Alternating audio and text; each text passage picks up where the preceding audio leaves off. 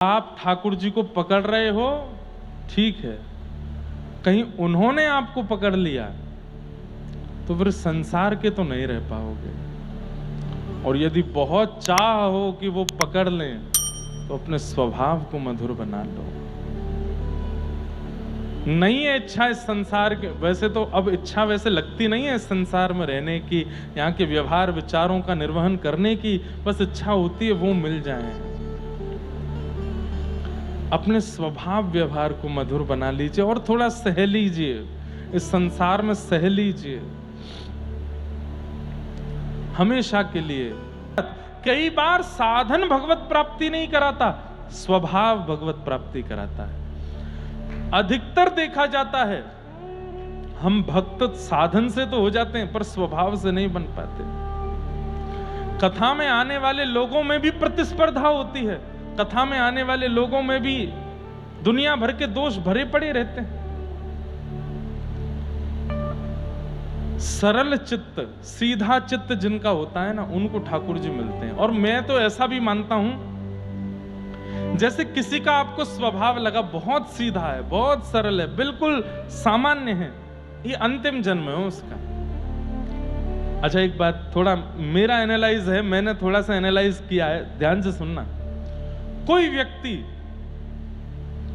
जिसका स्वभाव बड़ा चंट है, बहुत चतुर है, बहुत जल्दी जल्दी और जो है जरा सी देर में परिस्थिति को परख लेता है, जरा सी देर में कैसे यहां से पैसे निकालने हैं, कैसे यहां ये करना है, ये बहुत जल्दी जल्दी मतलब बहुत चतुर है। समझो ये उसका पहला जन्म है, पहली बार आई है उसकी जीवात्मा, तो अपने सारे पैतरने लगा रही है दुनिया में, इसको कैसे अपनाना है, इसको कैसे पकड़ना है, इससे कैसे पैसे निकालने हैं, यहां से कैसे निकल के भागना है, इससे कैसे करना है, ये सब कुछ। एक जन्म के बाद फिर दूसरा जन्म आता है तो थोड़ी चतुराई घट जाती है, फिर तीसरा जन्म आता है थोड़ी और चतुराई घट जाती है, चौथा जन्म आता है थोड़ी और, करते करते करते अब वो आत्मा एक्सपीरियंस्ड हो गई है, उसको पता चल जाता है कि यहाँ चतुर बनने से कोई फायदा नहीं है, अंत तो गत्वा लकड़ी पर जलना ही है। चतुर बनने से, इसका हक मारने से, ये करने से, वो करने, कुछ नहीं होने जाने वाला। तो वो आत्मा क्या करती है, अपनी बुद्धि को विश्राम देती है, बोले तू शांत रह, थोड़ा सरलता से। कोई गलत कर भी रहा है, किसी के द्वारा अपराध हो भी रहा है, तो वो उसको देख करके शांति हो जाती, कोई बात नहीं भाई, तुम भोगोगे, तुम जो कर रहे हो, हमें कोई इससे चिंता नहीं। सरल चित्त जिनका हो जाता है, सहज स्वभाव जिनका हो जाता है, मेरे मायने में ये उनका अंतिम जन्म है। बस वो साधन और ले आए, भजन और ले आए, बस निकल जाएंगे, अब फिर नहीं आएंगे दुनिया में। रहमान, दादर रहमान का स्वभाव बहुत अच्छा था, इसलिए ठाकुर जी को भाग गया। ठाकुर जी के आगे रो रहा है, मैं आपके वाला नहीं हूं, आपको जो लोग भजते हैं वो मैं नहीं हूं, आप गलत आदमी के पकड़ रहे हो। ठाकुर जी बोले पूरा विश्व मेरा है, मैं जगन्नाथ हूं, ये जग का स्वामी हूं मैं। दूसरे दिन भी यही हुआ, लौट के घर आ गया, फिर कुछ खावे नहीं पीवे नहीं, कभी हाथ कांपे, कभी पैर कांपे, और कभी आकाश की ओर देखे, माँ आ जाए तो अपने आप को संभालने का प्रयास करे, आंखों के आंसू पहुंचे, पर माँ समझ जाती है, क्या बात है, कोई बात है? नहीं माँ कोई बात नहीं। कहाँ? मदरसा। तो इनके गुरुजी उन्होंने कहा, ये रहमान 2 दिन से क्यों नहीं आया था तू, क्या बात है? वो गुरुजी बुखार आ गया था मुझको, इसलिए नहीं आया। अच्छा, मैं तो आज तेरे घर आने वाला था पूछने के लिए, सब ठीक है ना, और तो कोई बात नहीं है। तो मन में जब व्यक्ति को उत्तर नहीं मिलते ना किसी से भी, उसको लगता है सबको मेरे प्रश्न का उत्तर पता, वो सबसे पूछता है। फिर जब व्यक्ति को अपने प्रश्न का उत्तर समझ नहीं आता, उसको लगता है सबको मेरे प्रश्न का उत्तर पता होगा। धीमे से जाके कहा, गुरुजी एक बात पूछूं? हाँ। आप नाराज तो नहीं होंगे? बोले नहीं। हम लोग मथुरा में रहते हैं, यहां जो मस्जिद है वो तो हम लोग जाते हैं, पर ये मंदिर कौन जाता है? ये मंदिर जो है ये कौन जाता है, और इनके अंदर जो है वो कौन है? इतने में तो मौलवी जी खड़े हो गए, डांटने लगे, तेरी हिम्मत, तू कहीं देख के आया क्या, किसी मंदिर में हो के आया क्या? नहीं नहीं, मैं तो बस पूछ रहा था, बस ऐसी कोई वो, मैं तो बस पूछ रहा था वहां कौन जाता है, और वहां जाने से अगर हम चले जाएं तो क्या होता है। अब तो मौलवी जी ने उसका हाथ पकड़ करके मोड़ दिया पूरा, छोटा सा बालक। बोले सच बता तू गया था क्या? नहीं नहीं नहीं मैं नहीं गया था, मैं अंदर नहीं गया था। बोले बाहर से देख रहा था। नहीं नहीं नहीं मैंने बाहर से भी नहीं देखा। बताया, बोले कि वो ऐसा होता है, वहां जाने से जहन्नुम में जाना पड़ता है, ये होता है वो होता है, और दोबारा वो पढ़ना पड़ता है, और फिर जाके मंदिर में ये अपने मस्जिद में ये करना पड़ता, तब दोबारा तुम मुसलमान बनोगे, नहीं तो तुम मुसलमान नहीं होगे। बहुत कुछ समझाया। अब नहीं जाना कभी? नहीं जाऊंगा। उत्तर नहीं मिला। प्रेम ऐसा ही है बंधुओं, दुनिया समझा दे, मारे पीटे फटकारे, फिर भी समझ नहीं आता, और वो भी ठाकुर जी से हो जाए। और इसको तो हुआ ही नहीं था, ठाकुर जी को हो गया है रहमान से। घर गया, घर में जाके बैठा बैठा रो रहा था एकांत में। इतने में ही माँ आ गई, और माँ ने आकर के बोला रहमान क्या बात है, 2 दिन से तू मुझे ठीक नहीं लग रहा है, कोई और तू रो क्यों रहा है, तेरी आंखें इतनी, किसी ने कहा कुछ, मौलवी साहब ने मारा, वहां कुछ हुआ था क्या? नहीं नहीं माँ कुछ नहीं, हृदय से लगा लिया। अब प्रेमी को बस हृदय से लगा ले, कोई थोड़ा पुचकार दे तो वो उसके सारे भेद खोल लो उसके। रोने लगा, हिचकियां ले ले करके बोला माँ अम्मी। बोला हाँ।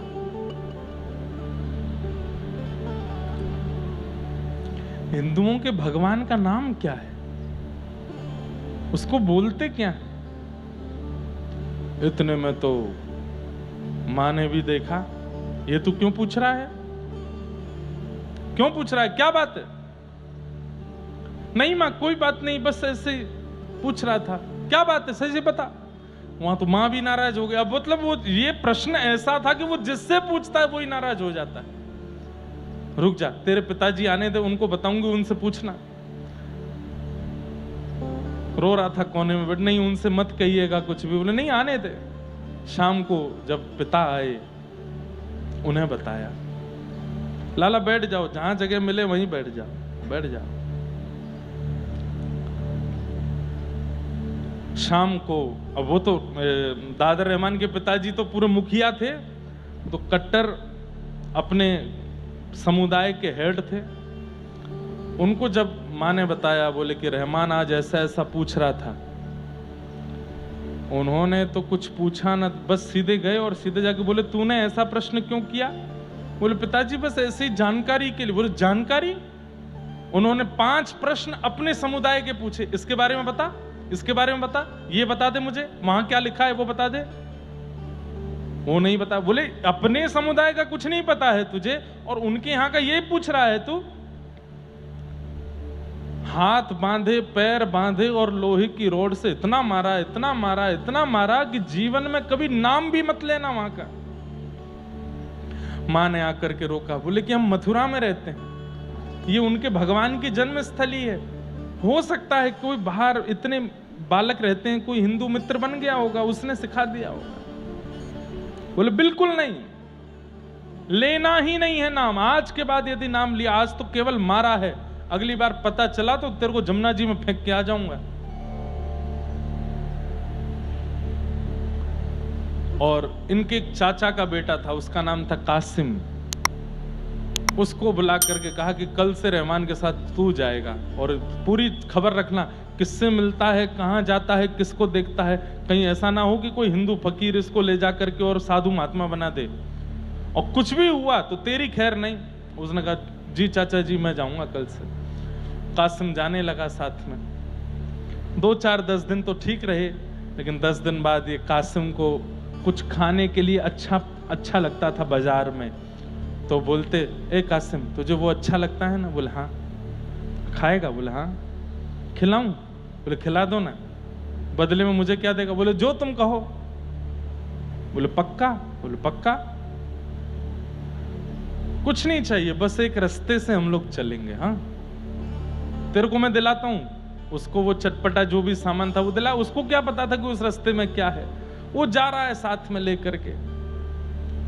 और सुन यहीं रुक जा, तू खाता रहे, मैं बस थोड़ी देर। बोले आप क्या करोगे खड़े होके? बोले कुछ नहीं, बस मैं खड़ा हूं, तू खा ले फिर चलेंगे।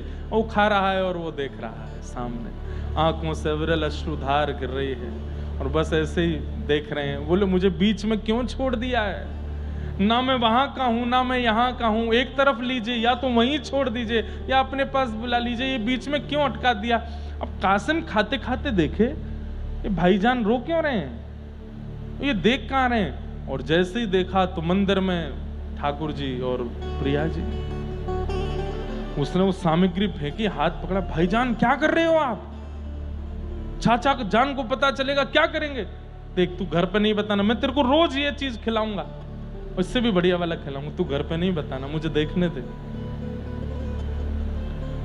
किसी ने देख लिया तो बहुत दिक्कत हो जाएगी, सबको पता है आप किसके बेटे हो, कोई जाके बता देगा घर पर, आपको तो जो होगा सो होगा, मुझे भी मारेंगे वो, तेरे को कुछ नहीं होगा, तू अपना खाना प्रेम से, मुझे थोड़ी देर और देखने दे।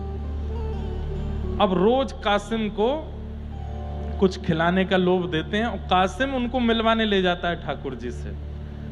एक दुकान की आड़ में खड़े होकर देखते रहते हैं, कभी रोते रहते हैं, कभी बिलखते रहते हैं, कभी हृदय पर हाथ रख के बैठे रहते हैं।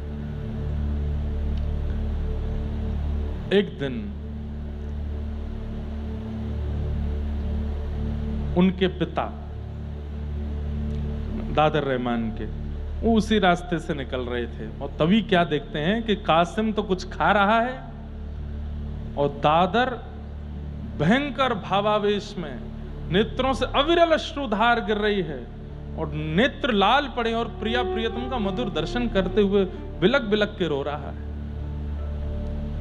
और इन्होंने जैसे ही ये दृश्य देखा, दादर को नहीं बोला, कासिम, उसने जैसे देखा तुरंत अपनी सामग्री फेंकी, दादर का हाथ और चलो मेरे साथ, चाचा जान ने देख लिया।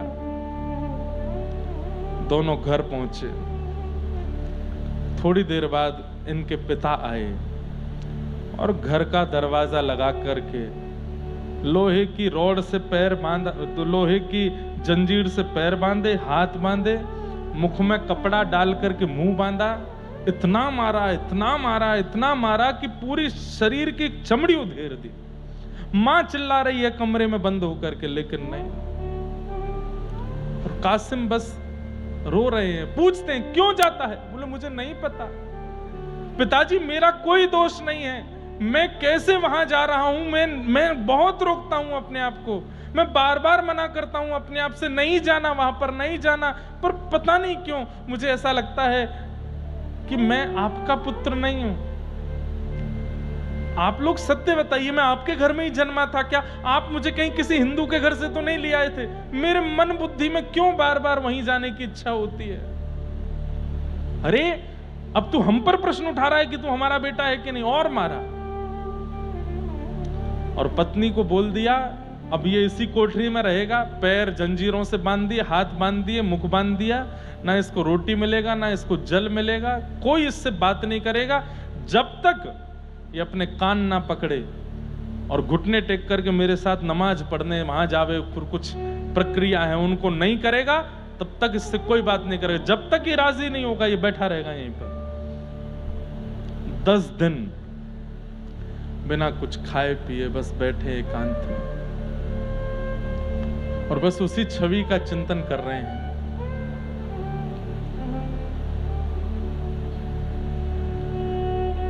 एक दिन 2 दिन तो छुपाव रहा, तीसरे चौथे दिन से ऐसी स्थिति कि इनकी अम्मी आकर के द्वार पर बोलती है, बेटा कुछ खाएगा? नहीं। कुछ पिएगा? नहीं। तेरे को भूख नहीं लगी? बोले ना। क्या है, क्या क्या चाहिए, कुछ तो बता। बोले कृष्ण और राधा रानी चाहिए, उनको लाके दे दो। मत बोला कर, तेरे अब्बा जान सुनेंगे, बहुत मारेंगे तुझे। मत बोला कर, तेरे हाथ जोड़ती हूं, तेरे पैर पूछती हूं, मत बोला कर उनका नाम। बैठे रहते 4-5 दिन और निकल गए, फिर पूछती है, बेटा कुछ खाएगा? तेरे लिए रोटी लाऊं? देख मैं नीचे से रोटी दे दी है, तू खा ले, थोड़े दाल चावल खा ले, कुछ पानी तो पी ले। केवल राधा कृष्ण चाहिए, अब तो उन्हीं की भूख है, उन्हीं की प्यास है, उनसे ही मिलना है मां, और कुछ नहीं। 10वां दिन हुआ, इतने विरह आतुर हो गए, प्रेम पुलकित होकर के रात भर रोते रहे ठाकुर जी के स्मरण में। और बंधुओं, 11वें दिन के प्रारंभ में जैसे ही पिता ने आकर के उस कोठरी में देखा, हथकड़ियां रखी हैं, बेड़ियां रखी हैं, ताला लगा है, लेकिन दादर रहमान वहां नहीं है। ये आश्चर्य था। चाबी मेरे पास रहती है, ताला किसी ने खोला नहीं है, हथकड़ियां खोली, हथकड़ियां बंद ही रखी हैं, मानो जैसे हथकड़ी बेड़ियों के बीच से कोई गायब हो गया हो। आपने तुरंत ताला खोल करके भीतर ढूंढा, कहीं नहीं मिले। हथकड़ी बेड़ियां उठा करके देखी, खोल, जोर जोर से खोल के देखा, खोल नहीं सकता कोई उनको। कहां गया हमारा पुत्र? वहीं पर एक पत्र लिखा था दादर रहमान ने। बोले, मां, पिताजी, मैं जिनका हूं वो मुझे लेने आए हैं और मैं उनके साथ जा रहा हूं। आप मेरे लिए ज्यादा प्रयास मत करिएगा। मैंने आपको जो कष्ट दिया, जो परेशानी दी, उसके लिए मुझे क्षमा करना। और ऐसा कह करके वो पत्र छोड़ गए। मथुरा में ढूंढा, गलियों में ढूंढा, यमुना जी के तट पर ढूंढा, आगरा तक ढूंढा, लेकिन दादर रहमान नहीं मिले। केवल 11 दिन में भगवत प्राप्ति हो गई। मुस्लिम हकीमों के पास, बड़े बड़े झाड़ फूंक करने वालों के पास, भविष्य बताने वालों के पास गए। किसी ने कुछ बताया, किसी ने कुछ बताया, कोई भी प्रमाण नहीं दे पाया कि कहां है दादर। 8-9 महीने निकल गए, नहीं मिले। तब एक बंगाल के एक यात्री मथुरा आए थे। उन यात्रियों में एक बहुत बड़े ज्योतिषाचार्य थे।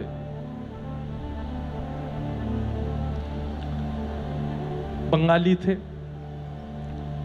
उनके पास आप गए और जाकर के रोते हुए बोले कि देखिए, मैं दूसरे समुदाय का हूं, लेकिन मेरी बहुत बड़ी दिक्कत है, आप समाधान करो। मैंने नाम सुना मथुरा में कि आप भविष्य बताते हैं। बोले, हाँ, मेरे बेटे के साथ ऐसा ऐसा हो गया 1 महीने के अंदर, और वो गायब हो गया कमरे से, पत्र लिख करके गया है। आपने जब स्थिति सुनी, वो क्या बोलता था, क्या कहता था, कैसे रोता था, बोले मैंने देखा था मंदिर के बाहर खड़े होते रोते हुए उसको। कैसे हो सकता है? हम तो मुसलमान हैं, हम तो इतने समय की नमाज करते हैं, ऐसा करते, कैसे मेरे बेटे पर उसका प्रभाव हो ही नहीं सकता, किसी ने जादू किया है। वो जो बंगाल के ज्योतिषी आए थे, संभवतः उनका नाम प्रमोद चट्टोपाध्याय। उन्होंने कहा, आप जाइए, मैं कुछ संकेत होगा तो आपके घर भिजवा दूंगा। और सुनते ही वो तो गए, आप सुनते ही प्रमोद जी तुरंत मथुरा से वृंदावन की ओर गए, क्योंकि समझ गए थे जो जो लक्षण बताए हैं ये कृष्ण विहरणी गोपियों के, ये किसी सामान्य के नहीं हो सकते। और आपने वृंदावन में भ्रमण करते करते जब केसी घाट के पास जाकर के दूर देखा तो यमुना के पल्ली पार कुछ वृक्ष हैं और उन वृक्षों के बीच में कुछ चमक रहा है। यमुना जी पार करके जब आप वहां गए तो 2 वृक्षों के बीच में एक अनंत समाधि लगाए व्रजरज तन पर लपेटे हुए दादर रहमान बैठे थे। एक कौपीन पहन रखी है बस, और युगल नाम महामंत्र जप रहे हैं। आपने उनका जब दर्शन किया, कुछ कहना चाहा, लेकिन उन्होंने कोई प्रत्युत्तर नहीं दिया। जैसे ही आपने थोड़ी और वार्तालाप करनी चाहिए, आपने उनकी ओर एक बार देखा और देख करके कहा, मेरे प्रिया प्रियतम आए हैं, मैं जा रहा हूं। और ऐसा कहकर के आपने तुरंत यमुना जी में छलांग लगा दी और वहीं अंतर ध्यान हो गए। फिर उसके बाद दादर रहमान कभी नहीं मिले। ये है। इसलिए भैया, आप ठाकुर जी को पकड़ रहे हो, ठीक है, कहीं उन्होंने आपको पकड़ लिया तो फिर संसार के तो नहीं रह पाओगे। और यदि बहुत चाह हो कि वो पकड़ लें तो अपने स्वभाव को मधुर बना लो। नहीं है इच्छा इस संसार के, वैसे तो अब इच्छा वैसे लगती नहीं है इस संसार में रहने की, यहाँ के व्यवहार विचारों का निर्वहन करने की, बस इच्छा होती है वो मिल जाए। अपने स्वभाव व्यवहार को मधुर बना लीजिए और थोड़ा सह लीजिए, इस संसार में सह लीजिए। हमेशा के लिए दादर रहमान श्री प्रिया प्रियतम के मधुर सेवा में विलीन हो गए।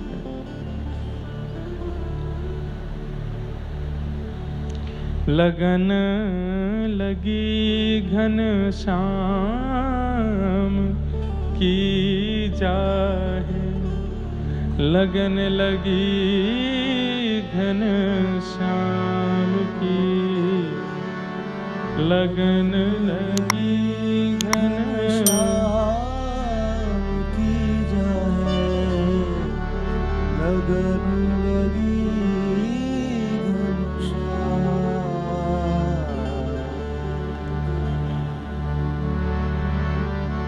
भागवत जी का विषय क्या कहता है? धर्म प्रवजित कई तपोत्र परमो। परम धर्म यानी कि प्रिया प्रियतम से प्रेम करना, यही परम धर्म है। आप लोग कहीं घबराना नहीं कि दादर रहमान जैसी हमारी हालत तो नहीं हो जाएगी, हम इतने पवित्र नहीं हैं। और मुझे पूर्ण विश्वास है हम आप सबके साथ ये हो ही नहीं सकता, क्योंकि हम अपनी स्थिति जानते हैं। इतनी पवित्रता हमारे स्वभाव व्यवहार में नहीं है कि ठाकुर जी ऐसे स्वीकार कर ले। हमें ही लगना पड़ेगा पीछे, हमें ही लगना पड़ेगा, और वो लगना ही परम धर्म कहलाता है। उनसे प्रीति, उनसे प्रेम।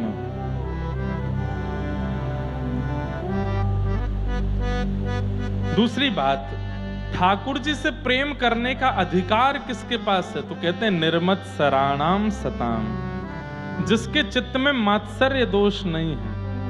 मात्सर्य मतलब दूसरे के प्रति ईर्ष्या, दूसरे के प्रति ईर्ष्या की भावना जिसके चित्त में है, वो इस जन्म में भगवत प्राप्ति कभी नहीं कर सकता। काम है भगवत प्राप्ति कर लेगा, क्रोध है भगवत प्राप्ति कर लेगा, लोभ है तो भी भगवत प्राप्ति कर लेगा, मोह है तो भी भगवत प्राप्ति कर लेगा, लेकिन कहीं ना कहीं दूसरे के प्रति ईर्ष्या की भावना है तो भगवत दर्शन कभी नहीं हो सकता। ईर्ष्यालु व्यक्ति को भगवान नहीं मिलते, इसलिए ईर्ष्या का त्याग करो, ईर्ष्या का परित्याग करो। निर्मत्सराणाम सताम वैद्यम वास्तवमत्रमस्तु शिवदम। और भागवत जी क्या कराती हैं? बोले ठाकुर जी से संबंध कराती हैं। बोले कैसा संबंध? बोले निर्मत्सराणाम सताम, मात्सर्य दोष से रहित संबंध ठाकुर जी से कराती हैं। निर्मत्सराणाम सताम। फिर ठाकुर जी